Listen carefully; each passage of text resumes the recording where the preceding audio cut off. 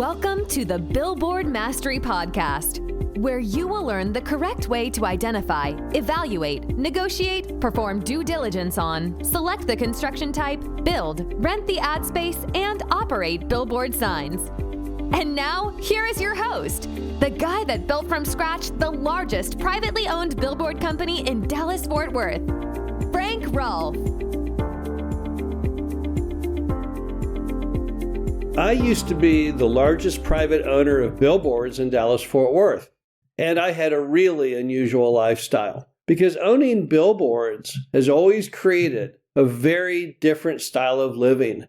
You have a entirely different life than others and other forms of business, other forms of investment. There's nothing quite like being a billboard owner. So I thought it would be interesting to go over what the lifestyle of a billboard owner is like. This is Frank Rolfe, the Billboard Mastery Podcast. We're going to explore the different attributes of how owning billboards impacts your life. So the first observation from being a billboard owner is that if you get enough billboards, it can afford you a nice degree of luxury because billboards are a very lucrative industry. There have been a couple billionaires forged out of the billboard industry. People like John Kluge, Artie Moreno, other people that started with nothing and just went out and started building billboards and got in a sufficient scale to be worth a lot of money. So there's no question that one thing about billboard owners are they typically have a nice house, have some nice cars,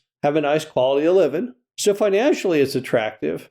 But another thing that's really unique about billboard ownership is the relation between you and your time. Now, even when I was up to 300 billboards, 80% of those billboards renewed annually. That's because I've always been a big believer that you want to select advertisers, handpick them, the ones that your billboard will be very successful for, so they'll want to renew year after year. And because I had this amazing renewal rate of 80%, only 20% of my signs had to be re-rented annually. So out of my 300 signs, only 60 required any effort to get them reoccupied. So I was able to manage a lot of accounts, a lot of business without a lot of time spent. Most every other business, particularly in the advertising world, is completely unlike that. If you own a radio station or a TV station, you have to go out there constantly beating the streets trying to get advertisers. It's terrible. I don't even know how they do that. And every other business out there also does not have anywhere near the degree of renewal that billboards do.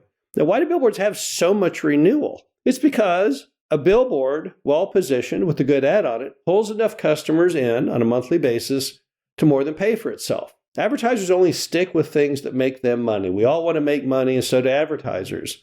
And they're not going to spend X dollars a month with you unless they get Y in money back in the door, and Y must be greater than X. And billboards traditionally can do that. And that's why you don't have to do that much re-renting of your signs typically on a regular basis. Another factor is that billboard leases are very long in term. The average billboard lease is a year. Sometimes you can get big advertisers to go up to 3 years. Rarely would you ever take any advertiser that's less than 6 months. And that means you only have to rent the sign once and you can ignore that thing other than checking on it periodically, make sure the lights are working and such. But you can ignore that thing for a full year and nothing bad will happen. So from an advertising perspective, billboards don't require a whole lot of time spent. And then comes the actual management of the signs, their actual operation. Well, the only thing that happens with billboards that you have to actively make sure is going on is that the lights are working. And of course, you have to send the invoices out and collect in the checks, but you don't write a lot of checks. You pay insurance, property tax, electricity, cost of creating and installing the ads, and the ground rent. But there's only typically 5 categories of checks you have to write. So it doesn't take a whole lot of management time to operate billboards, that's for sure. And it's a happy business. Most of the time what you're doing is you're providing ads to people who like them, and there's very little stress. It's not like being a doctor where the patient might die. It's not like being the bottler of some drink that, you might screw up and poison people. Billboards, pretty much, customers are happy, landowners are happy, everyone is happy, and it's a generally happy business with not a lot of stress. So overall, it's a lucrative business, which doesn't require a lot of time, doesn't create a lot of stress, leads to kind of a happy existence. So what's the key takeaway then? Well, the key takeaway is that billboards are a pretty fun thing. But you might say, well, gosh, I don't think I had the capital or the time to build it up to my full-time job. What about doing it on a part-time basis? Well, this is one area where billboards really are very successful because you can adapt billboards completely around a day job without much difficulty. A lot of billboards are rented by simply putting on the sign for rent and a big old phone number, waiting for people to call you. The billboard acts as its own salesman, reaching thousands of potential customers a day who may call off the sign.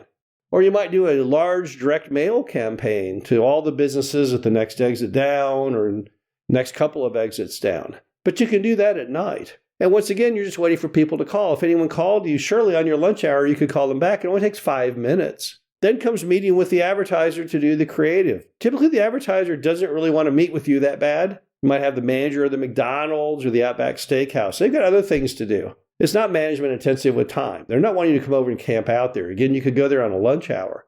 Or you could often just go by there on a Saturday or a Sunday. You could go by maybe after hours. Many of those businesses work their own strange hours, particularly things that are open all night like hotels and truck stops. Those owners typically or managers don't even get there till much later in the day. But it's a business that you can definitely maneuver around your other commitments.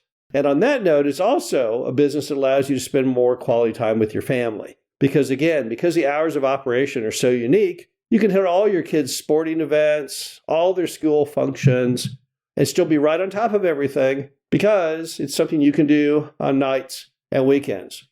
In fact, just driving and checking on your signs is best done at night to see if the lights are working, not during the day. During the day, it's a wasted drive. You can't see one of the biggest attributes, which is whether the lights are on or not. The bottom line to it is that the lifestyle of the typical billboard owner is very pleasant. It's very adaptable.